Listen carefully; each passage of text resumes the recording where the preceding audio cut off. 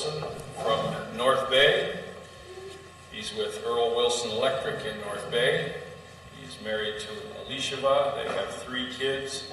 They attend the Harbor Church in North Bay. So far, so good. You got it. Guess what? I've done it. Come on up here. Welcome. Well, thank you. I was saying that it would be great if you intro me for 20 minutes and then just leave me 5, but that didn't take. So thanks for having me here today. Really thankful for the opportunity. And a friend of mine, Scott Jackson, mentioned this to me. And so I was coming up to do a little electrical work and got roped into this or got invited. I can't remember.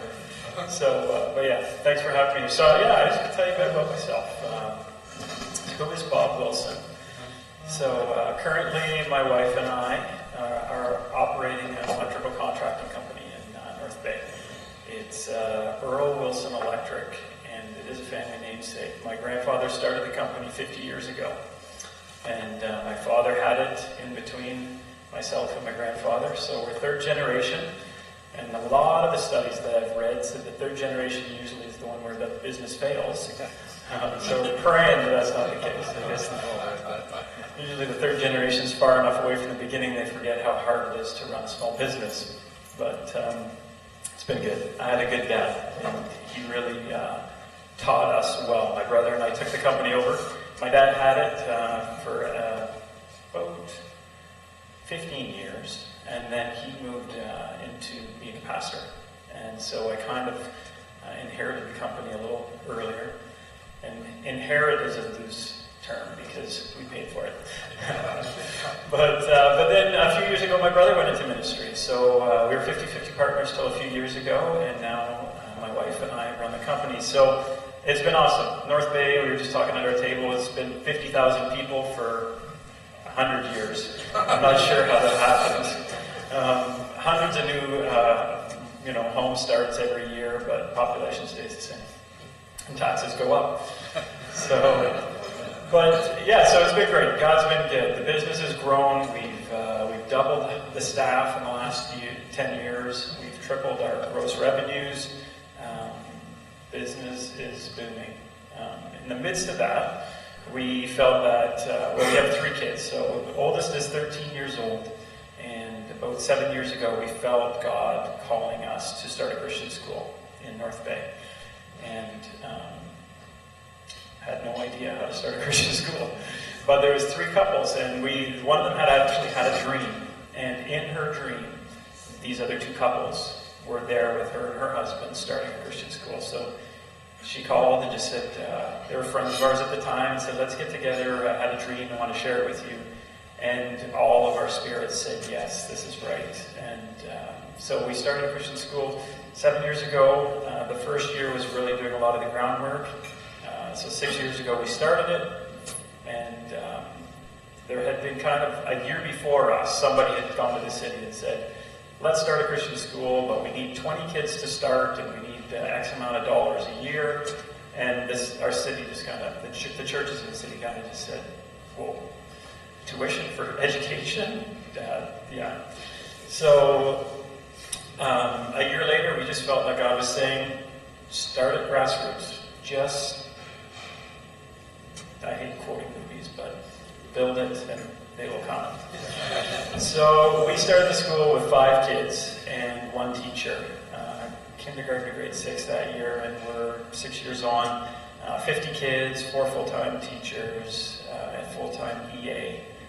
Kindergarten to grade 8. So we'll be graduating our first class this year. 7 wonderful young ladies will be going out to public high school. So it's been wonderful. So in the midst of that, of running the electrical company, I'm the president and chairman of the board of the Christian school as well. And I have 3 kids too. So it's been a ridiculous 7 years. So much so, I was telling Scott earlier today, I ended up 2 years ago, ran into some major health issues. Don't need to go into it today, but basically my adrenal glands were stuck on all the time, even when I wasn't in a stressful situation. So not sleeping, heart palpitations, caused my body to create a whole bunch of hormones called cortisol, which eats away your muscle tissue and creates glucose in your blood, and anyway, gets you into trouble. So, the doctor I went to see said, you need to consider meditation. And I said, I know about meditation. And so that's been the journey I've been on in the last 2 years, is to come into a balance where I'm not micromanaging, I'm delegating, I'm creating managers. And so it's been an interesting process. But let me rewind back to when I was born. And that's a bit of who I am. But what got me there? So I was born into a Christian home. From the time I remember, I was actually 2 when my mom became a born-again believer, and my grandmother. And a year later, my dad followed. And they became Christians, born-again believers in a united church that we attended for a few years. And then they felt they needed to plant a church. So the United Minister and a small handful of people planted a church, and they met in a gymnasium. And so my earliest recollection is meeting Sunday mornings in a gym. We'd go early to set up all the chairs. My dad would lead the music. My mom would lead the Sunday school service. And then we'd stay late to take down all the chairs. And usually my brother and I would play floor hockey while they were doing the work. But that went on for about 6 years. And then my parents got burned out. They were helping to run the electrical company, run the Sunday church program. So then we moved to another church, Lakeshore Evangelical Missionary Church, which is where I met Scott. And I probably met Scott about 25 years ago. Is that all right? I thought you were. Yeah, maybe so even earlier than that. But that was the church that I went to that really built my foundation with Christ. And I would have been there from the age of 10 to just over 20. So we're probably 12 years at that church. And there was tons of trying times. We had, that's somebody else's story. At the church, there was just lots of stuff that happened with leadership, and it was a time that probably I could have in my life gone for the Lord or gone against the Lord. And thankfully, I think it was because I had all my family were all believers, even extended family. I had lots of aunts and uncles, grandparents. We had a great youth group and a great youth pastor at the time at Lakeshore. And I would attribute most of my Christian spiritual success came out of that 10 years. There was some rocky times, and I ran into the Lord because of, I think, who he had around me at the time. And during those years, I would never say that I walked away from the Lord, but there was definitely lots of trials. Went to high school with that guy right over there, but in North Bay. And through high school, you're trying to find your identity, and you're living at home and at church one lifestyle, but you're being challenged at school 30 to 40 hours a week to live a different lifestyle. And so I was the high school student that would wear Christian t-shirts all the time. And I think it's because my parents, that's all they bought me for clothes. So it was either I had to buy my own clothes or wear the Christian t-shirts. But I got to be, I think, and you might have an interesting perspective on this, but I got to be known, I kind of was the token Christian in my group of friends. And so thankfully they accepted me because my brother is 2 years younger than me. And I watched as he entered high school, a large group of his friends turn away from him. And that was really hard. But I didn't have to deal with that, thankfully. I think I'm just a very social person, and always have been. And to have gone through that would have been very tough at that stage. So I was the token Christian. In debates at school, I was always the guy debating against abortion and debating against euthanasia. debating against premarital sex and the whole, any moral social issue that was being discussed. Everybody already knew which side I was going to be on. And in the midst of that, there was lots of stumbling. And I had lots of great discussions. And I remember going into a guy's cottage one summer. I brought my Bible with me, and we were reading the Bible. And these are guys that just, were not interested, but they were interested. And so found ourselves in lots of interesting conversations, but in the midst of it, there was stumbling. And, I was introduced to pornography at a very young age, like 7 years old. One of my friends had an older sibling and got hold of a magazine, and I remember the moment that I saw it for the first time. And there's lots of debates, but for me, there's no doubt that some of those things are very spiritually connected because it went right into my spirit. So through high school, we're having all these Christian debates. I'm a token Christian wearing Christian t-shirts. But there was lots of times that I slipped up and either at a buddy's house looking at magazines I shouldn't have been looking at, or the language that I was using, or instead of taking the opportunity to come alongside somebody that was being bullied, I kind of joined into bullying. Lots of memories that I look back and think I wish I would have acted differently. But to me, I saw a bumper sticker a long time ago. It's always stuck with me, and it said, "Christians aren't perfect, they're just forgiven." And I think that can be used as a crutch for the great hyper grace message, but I think there is truth to that. And people are so quick to point out when Christians are hypocritical. But the reality is, I never profess to be perfect. I just profess to be forgiven and point people to the one that can forgive them eternally. And so, in the midst of those things, I just felt like that's real life. We're trying to find our way, especially in those critical teenage years. But we had a youth group. I think there would have been 40 or 50 kids some Friday nights coming out, and it was this huge rage to the point where I was going to youth group until I was like 21 or 22, and I don't know if he was afraid to kick me out, but the youth pastor seemed to love it. So now my wife I met my wife in youth group, and she's 4 years younger. So I guess I stayed in youth group until she was done. and then I married her the next year. So yeah, I've been married, it'll be 20 years actually this year. So even that is God. There's been lots of ups and downs in our marriage relationship, but I was thinking of it on the way down today, and then what I would share. And it's another one that I remember the moment I first met my wife. She was 12 when I met my wife, and she doesn't remember because I was a 16-year-old guy. And I met her, and I thought, there's something different about that woman. Child. But, so then fast forward 7 years, and I was at trade school, and I thought, that's the one. I was going to Timmins, so I was from North Bay, driving up to Timmins every weekend, and the person I missed the most while I was away was Alicia. And I thought, I want to marry that woman. And so I started to pursue her, and her parents at the time, so she would have been 17, and I was 21, and her parents were freaking out.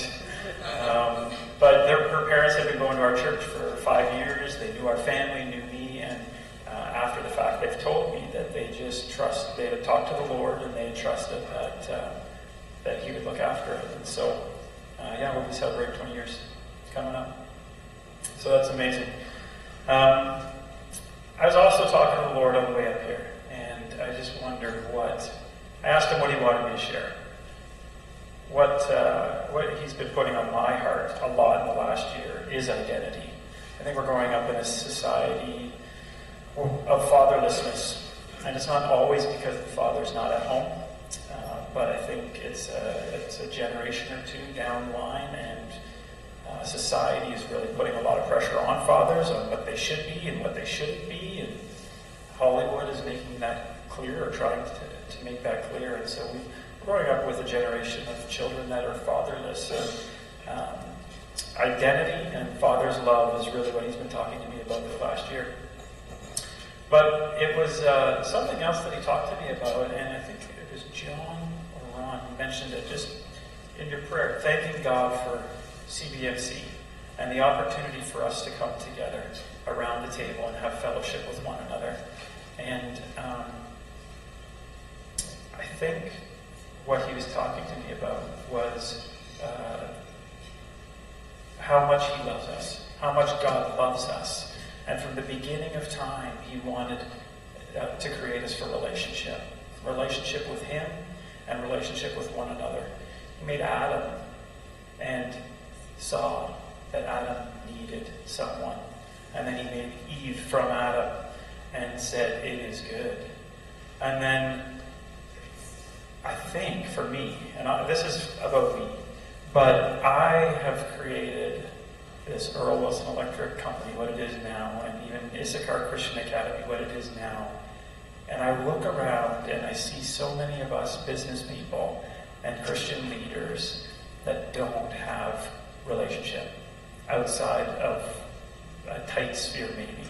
And I don't even have anyone. I actually don't have a mentor. I don't have someone that I can confide with or confide in other than my wife. And for most of the time it's okay, but even business stuff sometimes, or school stuff, or the personal stuff I'm going through, I don't want to put all that heavy on her, because I'm partly standing up underneath it myself. And so I really felt what God was saying is how important it is for us to live in relationship with him and relationship with one another. So when you said that in your prayer, it just triggered, like, this is so good. And we have full gospel businessmen in North Bay and a few different things, but I don't really connect in there. So I would encourage you all to seek out relationship, because God talks about it. And what is relationship? Why relationship? Well, the word talks about iron sharpening iron. And so I can't be the iron that keeps smashing into my wife as iron. There's certain things that I need to speak to her and certain things that I need to share with her.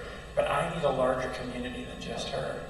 And so it really was connecting with me when I was talking to the Lord about it. And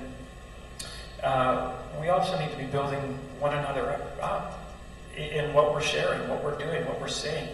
I am just really dry right now, even though I have some personal time alone with the Lord, to be able to find someone that I can share with and have encouragement from. But at the same time, I need to encourage someone.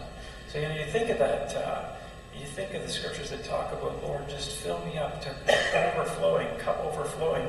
But you think of a container that's completely sealed, and there's only so much you can pump in before you can't either take anymore and things explode.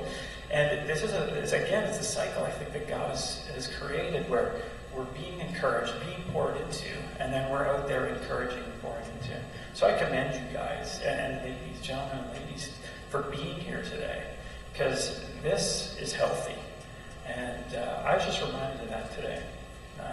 So yeah, it was cool.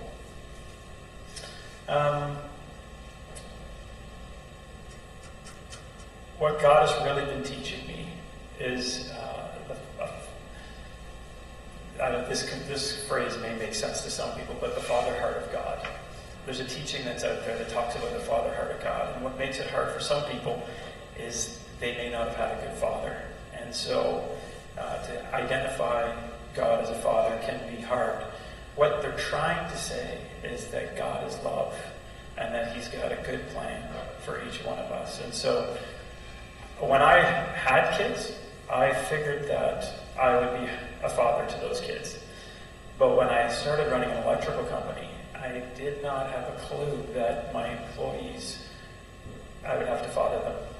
And so what God has really been teaching me in the last couple of years as we've taken this company on our own is that these guys need a father. And at the start, it used to get me so angry. I used to be so upset. Like, I go home to my wife, This kid is 28 years old, and he doesn't know how to hook up a propane tank onto a barbecue.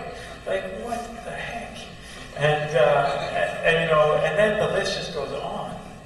And as you get older, you realize that everybody you're hiring is younger than you. And until I realized that that's what God was calling me to do in my Christian business, was to be a father to these employees, I was constantly struggling with it. But once I had that realization, it totally changed the way I handle situations with them now. I mean, there's still processes and things in place that they need to come under and come inside. But of all our employees, more than half of them are unbelievers, and they don't believe in the word. Some of them had history of it, but when wrestling with it with God, like, how do I affect my city, my community, my sphere of people for you, Lord? I realized that this was a big part of it. So we have one female employee, and the rest are guys, and so they're constantly looking to me for affirmation. And maybe you see this too in your places of work. But I was not expecting that. I was expecting to go to work, tell everybody what to do, have it done, and then go home. But it's so much more than that. It's brought it back to relationship. And I have a relationship with these guys, and I spend more time with these guys than most of my family. And so, in the midst of it, it's been awesome, because if I didn't know these guys at work, if I only knew them outside of work, I would not have the influence that I have in their life that I do have. And every day, they're looking to me for direction. They're looking to me to see how they should act around customers, with customers, quoting jobs, bidding jobs, buying materials from suppliers. When suppliers blow it with us, how do I respond? How do I act when they back the pickup truck into my trailer on a Friday afternoon, when the next Friday one of them pulls out of the driveway with the trailer on the truck and then sideswipes another employee's vehicle? How do I respond in every one of those situations? And that speaks so much more loudly than my words, because I can get up, and every morning we can even get them all together and have a prayer time. And Lord, bless our day, and Lord, you're so good. And then somebody runs a trailer into an employee, and I start swearing and telling them, that they're terrible. And my actions are going to speak way louder than words. And I actually had a dream, a vision one day when I was meeting with the Lord. And the exercise, it was a seminar that I was at, and the exercise was to listen. So to ask God what he had to say to me, and then to listen for his response. And so I sat there and started praying and asking the Lord and listening.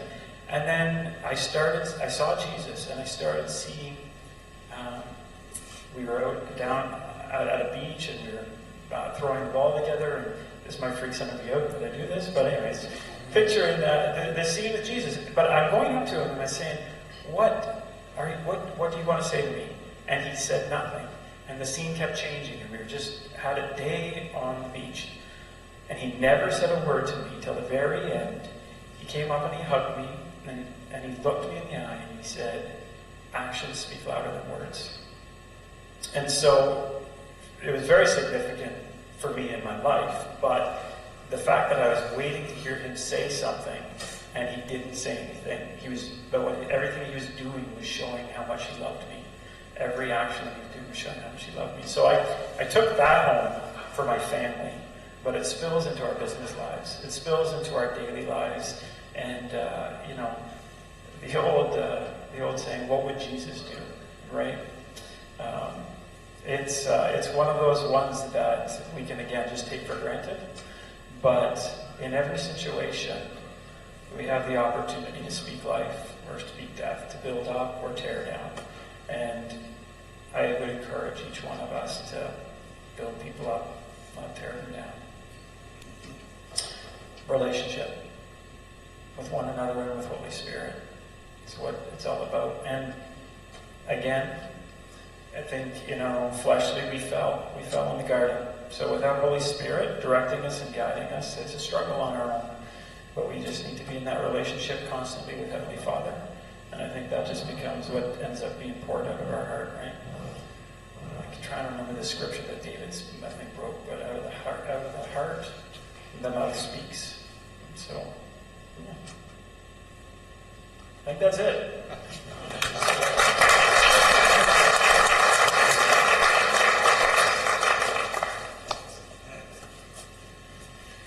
I get a chance to call him Bobby because he said Bobby's either with friends or in a casual atmosphere.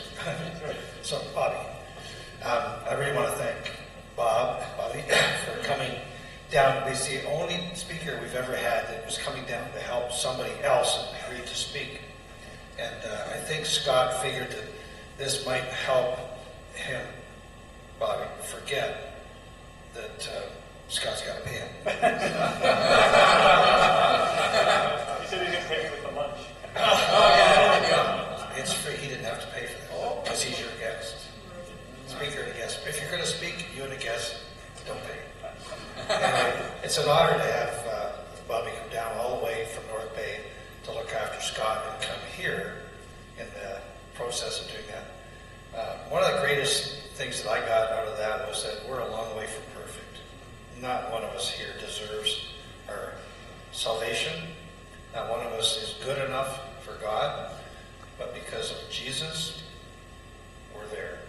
If you accept Christ, that's all it takes for you to cross the line and for God to begin to do a good work in you. And we've all screwed up a lot. Can I share a scripture? Sure you can. So actually, that was a scripture. That was the last thing that I heard from the Lord was Romans 10:9-10 on the way down. And it says, if you openly declare that Jesus is Lord and believe in your heart that God raised him from the dead, you will be saved. For it is by believing in your heart that you are made right with God, and it is by openly declaring your faith that you are saved. So some people think it's just way too simple. It's like, it's too good to be true. But it's just by our decision. Well, it's an honor and a privilege. Don't go away. This is something that maybe you don't have room in your office wall with the other accolades and awards you've won. But this little plaque shows a young kid trying to get up a glacier. And it says, character, adversity, and you've shared some of that in your life, does not build character. It reveals it. And so we all have character designed by God, and sometimes he puts us through things in order to show us that we're not yet what we could be and what we can be with him. So that's for you.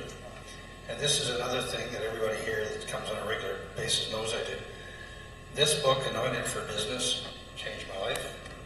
And it taught me that just being a pastor is a wonderful position in life, but we're all called. And that many of the disciples were from the marketplace. So this is Marketplace Ministry. Talks to you about the fact that we're anointed by God to be in the business community. So everybody here, our task is just to live Christ. That's all. Just live and love people. Help them. Help meet their needs. And somehow through that, hopefully, they'll be one step closer to knowing Christ. So thanks again, Bobby, for being here. Really appreciate it.